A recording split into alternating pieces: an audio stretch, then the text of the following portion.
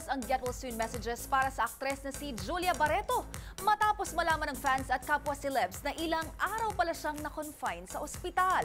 Sa ngayon, top-priority daw ng aktres ang kanyang kalusugan. Ang iba pang detalye tutukan sa Showbiz Report na ito. Matapos makonfine ng ilang araw, nakalabas na ng ospital si Julia Barreto. Itong ibinunyag ng aktres sa pamamagitan ng isang Instagram post. Hindi na idinitalya ni Julia kung bakit siya isinugod sa pagamutan, pero makikita sa isa nitong picture na mayroong nakakabit sa kanyang nasal tube. Very thankful naman ang aktres sa mga doktor at nurse na nag-alaga sa kanya sa nakalipas na ilang araw. Ayon kay Julia, magsisilbi itong reminder that health should always be a top priority.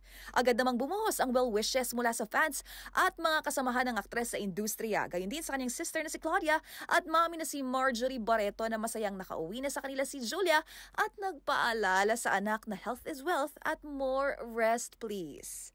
Magunita na huling laman ng balita ang aktres nang makumpirma ang kanilang pagbabalik tambala ng kanyang ex na si Joshua Garcia para sa isang pelikula.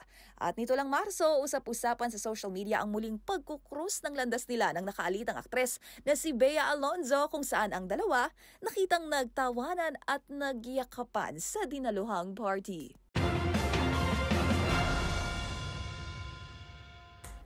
At sa aming pagbabalik, reunion ng former 21 member na si Sandara Park at kanyang dating teacher sa Pasay City umantig sa puso ng netizens. Manatiling nakatutok dito lang sa MBC TV Network News. BRB!